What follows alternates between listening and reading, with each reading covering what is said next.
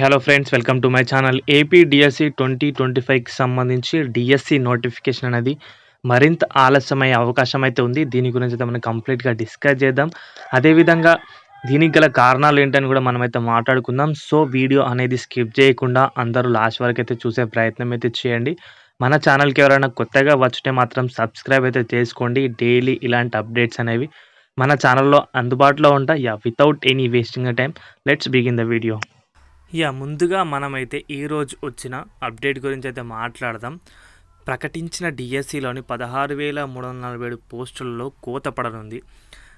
Almost 1,400 పోస్టులకైతే కోత పడే అవకాశం అయితే ఉంది. ఇప్పటిదాకా సీఎం చంద్రబాబు స్పందించి డిఎస్సి 2024 పోస్టుల నుంచి తమ ఉద్యోగ ఖాళీలను మినహాయించాలని గిరిజన సంక్షేమ అవుట్సోర్సింగ్ ఉపాధ్యాయులు కోరుతున్నారు.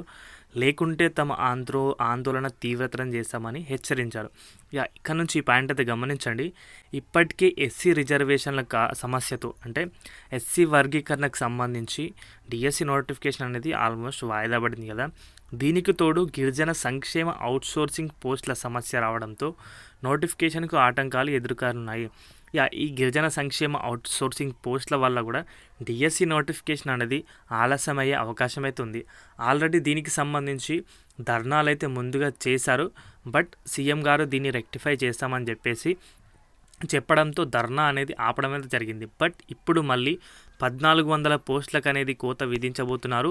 ఈ గిరిజన సంక్షేమ సోర్సింగ్ పోస్టులకు సంబంధించి ఏదైనా అప్డేట్ వచ్చే వరకు మాత్రమే ఇదైతే నార్మల్గా అయితే ఉంటుంది. దీంట్లో 1,400 పోస్టులకు సంబంధించి ఏదైనా డిఫరెన్స్ వస్తే కనుక తప్పకుండా అందరు ధర్నాలకు దిగే అవకాశం అయితే ఉంది.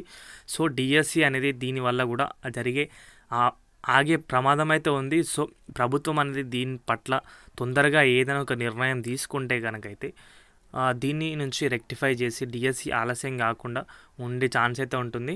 మేజర్గా ముందు వచ్చేసి ఎస్సీ వర్గీకరణ అని చెప్పేసి ఎస్సీ వర్గీకరణ ద్వారా 3 months అనేది ఆల్మోస్ట్ ఇప్పుడు డిలే అయిపోతుంది. దానికి సంబంధించిన కమిషన్ అనేది ఆర్ఆర్ మిశ్రా కమిషన్ అనేది 15th వరకు అయితే స్టార్ట్ అవుతుంది. డిసెంబర్ 15th వరకు అయితే స్టార్ట్ అయ్యే అవకాశం ఉంది. సో, తర్వాత 3 months గడువు అయితే అడిగింది. ఈ 3 months గడువులో వారైతే ఎస్సీ వర్గీకరణ అనేది కంప్లీట్ చేస్తామని చెప్పారు. ఈ 3 months లో అయిపోతే బాగానే ఉంటుంది. డిఎస్సి నోటిఫికేషన్ అనేది మార్చ్లో వస్తుంది. ఎగ్జామ్స్ అనేవి ఏప్రిల్లో ఉంటాయి. పోస్టింగ్ జూన్ జూలైలో ఉంటాయి.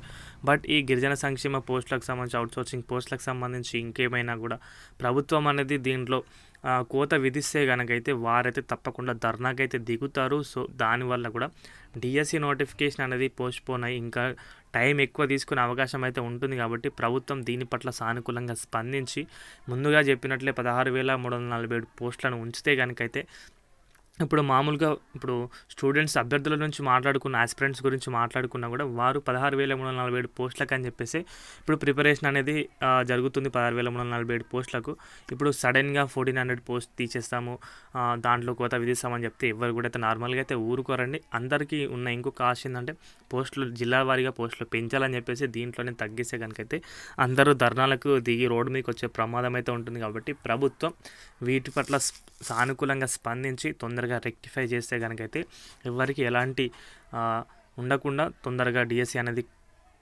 పోస్ట్పోన్ కాకుండా అయితే ఉండే అవకాశం అయితే ఉంటుంది. సో, ప్రభుత్వం దీనిపైన సానుకూలంగా అయితే స్పందించాలని చెప్పేసి కోరుకుందాం. దీనికి సంబంధించిన అప్డేట్ అయితే ఇంతే గైస్. వీడియో నచ్చితే కనుక వీడియోకి అయితే ఒక లైక్ చేయండి. మన ఛానల్కి ఎవరైనా కొత్తగా వచ్చితే మాత్రం సబ్స్క్రైబ్ చేసుకోండి. డైలీ ఇలాంటి అప్డేట్స్ అనేవి మన ఛానల్లో అందుబాటులో ఉంటాయి. థ్యాంక్స్ ఫర్ వాచింగ్ అందరికీ. బాయ్.